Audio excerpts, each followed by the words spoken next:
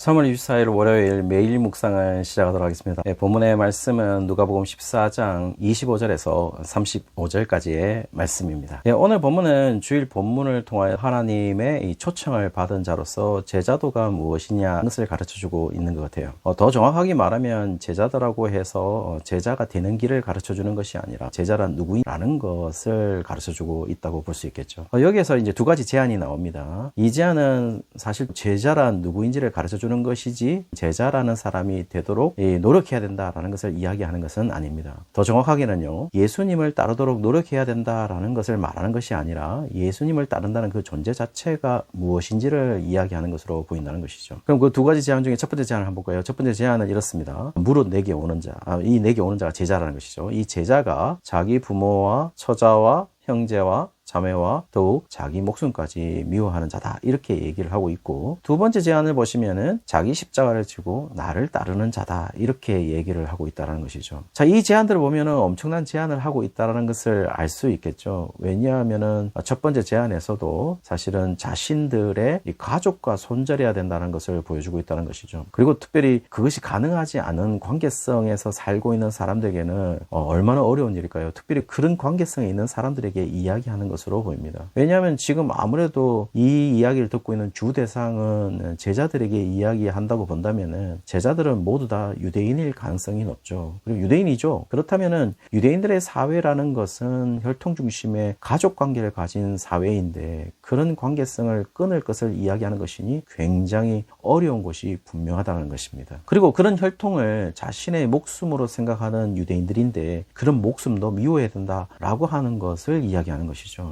특별히 이 미워하다라는 이 동사가 이 미세오라는 동사인데요. 이 미세오라는 것은 몹시 미워하다, 계속해서 증오하다, 싫어하다는 의미를 가지고 있습니다. 그렇다면 그런 것을 미워해야 된다는 말은 완전하게 지금 방금과 말했던 것들 완전한 단절을 의미하는 것으로 보인다는 것이죠. 두 번째 제안을 보십시오. 두 번째 제안을 보시면은 자기 십자가를 지고 따른다라고 얘기를 하고 있습니다. 사실은 이 유대인들의 입장에서 제자들이 이것을 이해했을까요? 이것은 말도 안 되는 것이었거든요. 왜냐하면은 십자가의 죽임을 당하는 것은 유대인들의 입장에서는 나무에 달린 자마다 저주를 받는 것이기 때문에 자신이 저주를 받는다는 것을 인정할 수가 없는 것이죠. 만약에 십자가를 지고 따른다는 말은 자기가 저주받은 사람이라는 것을 인정해야 된다는 것인데 그게 그리 쉬워 보이지는 않습니다. 더 무서운 거는 십자가의 죽임을 당하는 처벌 방식은 이방인의 이 처벌 방식이거든요. 그렇다면은 이방인으로서 죽는다는 것을 의미하는 것이죠. 적어도 유대인들에게는 상상할 수 없는 방식인 것입니다. 그럼에도 십자가를 지고 따라야 한다고 이야기하는 것이죠. 도저히 상상할 수가 없다라는 겁니다. 그러나 지금 이런 길을 가는 자가 제자라는 것이지 제자로서 이렇게 하도록 노력해야 된다, 그래서 그래야지만 제자가 된다 라는 것이 아니라 바로 이런 길을 가는 자가 제자라는 존재론적 관점을 설명하는 것으로 보입니다. 제자가 어떤 사람인지를 설명하면서 이런 길을 가는 자의 사고방식에 대해서 두 가지 비유를 들기 시작합니다. 첫 번째 비유를 보시면은 망대를 세우는 비유를 드는데요.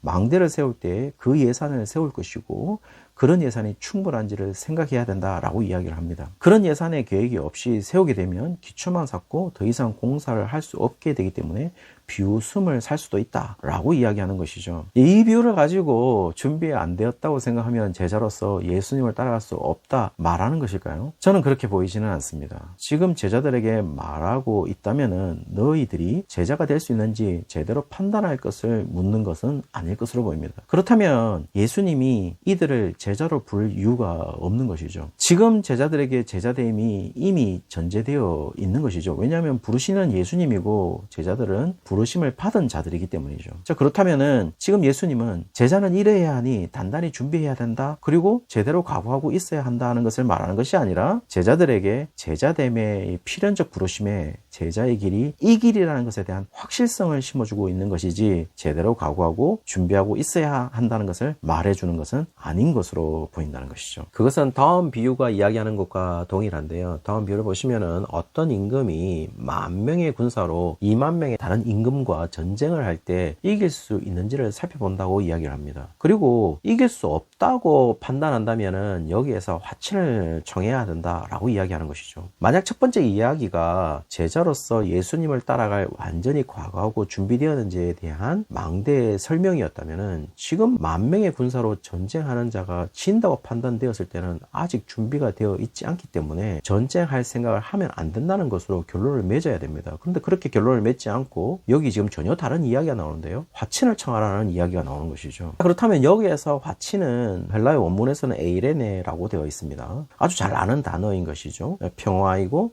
연합이고 일치이고 히브리어로 샬롬입니다. 샬롬을 의미하는 것이죠. 그렇다면 지금 자신보다 강한 자에게 반드시 연합하고 화친해야 된다라는 것을 말하는 것이고, 여기서 자신보다 강한 자는 누구로 볼 수 있겠죠? 단 한 분밖에 없겠죠. 여호와 하나님밖에 없습니다. 그러므로 여기에서 제자가 되기 위해서 잘 계산하고 각오를 하고 준비를 하고 심사숙고해야 된다는 것을 말해주는 것이 아니라, 제자라는 존재는 이른 길을 걸어가는 자라는 사실에 대한 확실성을 심어주고 있고, 더욱이 여호와의 계획과 생각과 일치해서 주님과 연합하여 함께 가는 자라는 사실을 말해주고 있다라는 것이죠. 그러므로 어떤 변화를 요구하는 것이 아닙니다. 제자들에게 자신의 존재의 확실성을 확고하게 가지고 있어야 한다는 사실을 이야기하는 것이죠.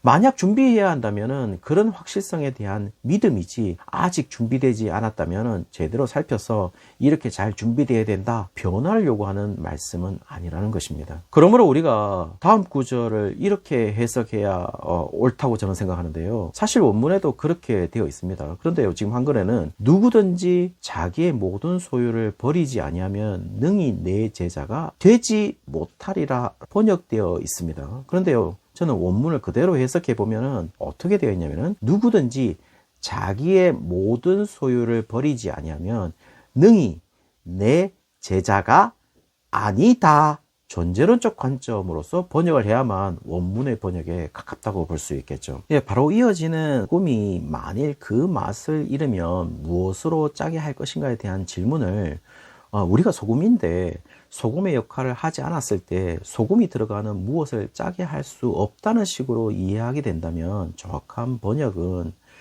소금이 만일 그 맛을 잃으면 무엇으로 그 소금을 짜게 만들 수 있는가, 것이 정확한 번역입니다. 따라서 소금이 맛을 잃었을 때 소금이 들어가는 무엇을 짜게 만드는 것이 아니라, 소금이 맛을 잃으면 그 소금을 어떻게 짜게 만들 수 있느냐라는 이야기인 것이죠. 그렇다면 소금이 되는 문제가 아니라 우리가 소금이라는 사실에 대한 존재의 확실성을 얘기하는 것이죠. 그러므로 우리가 점점 소금이 되는 과정을 거치는 것이 아닙니다. 그래서 여기에서 소금이 되라고 말하고 있지는 않는 것이죠. 지금 제자들에게 너희들이 소금이 되어서 다른 사람들을 짜게 만들어라 라고 하는 것도 아닙니다. 너희들이 소금이라는 존재론적 확실성을 잊지 말라 라는 것을 말하는 것이고, 35절에 쓸데없으면 버려진다는 것은 그들에게 해당되지 않는다고 볼 수 있겠죠. 왜냐하면 그들이 소금이고, 그들이 소금의 존재인 것은 부르심에 대한 결과이고, 제자들에게 요구되어지는 것은 부르심에 대한 결과로서 자신들이 소금이고 제자라는 사실에 대한 확고한 믿음인 것이죠. 그러므로 자신의 관계, 혈연, 지연, 학연, 소유와의 단절이 제자가 되는 과정이 아니라 제자라는 존재의 필연 속에 있음을 이야기한다라고 볼 수 있겠죠. 그리고 그렇게 하지 못하는 자는 땅에도 걸음에도 아무 쓸데없어 던져질 것이다, 이렇게 얘기를 하고 있습니다. 그것은 25절에 보시면은 수많은 무리들이 따르고 있죠. 이들이 다 제자가 되는 것은 아니라는 사실을 말하고 있다는 것이죠. 오늘 하루가 우리가 제자가 되어가는 중이라는 생각보다는 우리의 존재가 제자라는 사실을 확실하게 믿고 있다면은, 우리가 제자 되는 과정으로서 주님과 연합되지 못한 일시적인 사건이 생길 때마다 핑계될 것이 아니라, 우리가 제자라는 존재의 확실성을 가지고 주님과 연합되지 못하게 하는 일이 생길 때마다 그것을 넘어서는 제자됨이 아니라 제자임을 잊지 않는 하루가 되시기를 주의 이름으로 축원합니다.